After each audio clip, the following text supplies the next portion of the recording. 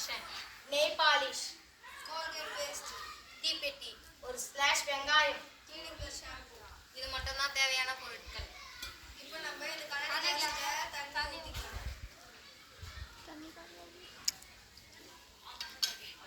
அடுத்து கொஞ்சம் ஷாம்பு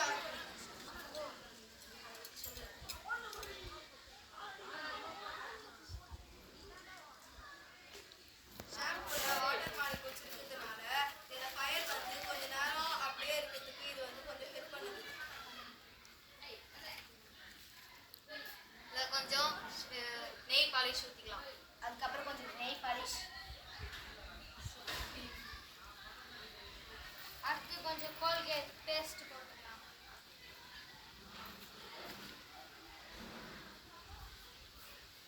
இது கலக்கணும்னா நம்மளுக்கு ஒரு திக்னஸ் கிடைக்கும். அதுக்கப்புறம் கொஞ்சம் ரப்பர் சொல்யூஷன் போட்டுக்கலாம்.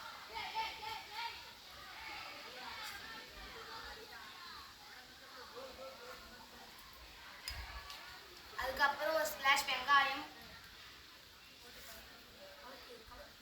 இப்போ நம்ம மறுபடியும் கொஞ்சம் மிக்ஸ் பண்ணிக்கலாம்.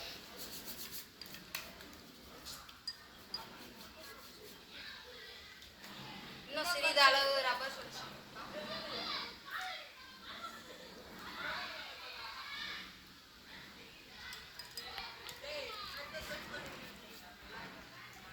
இப்போ பற்ற வச்சுக்கலாம்.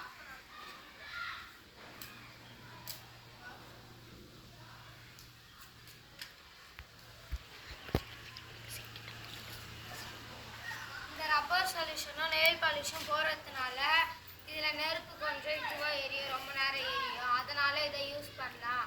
இது வந்து சின்ன பசங்க யாரும் வீட்டில் ஆள் இல்லாதப்போ எதுவும் செஞ்சு பார்க்கக்கூடாது. அடுப்பு பக்கத்தில் எதனா இருந்தால், கேஸ் சிலிண்டர் அந்த பக்கம் இருந்தால் இதெல்லாம் செஞ்சு பார்க்கக்கூடாது. இது ரொம்ப ஆபத்தானது.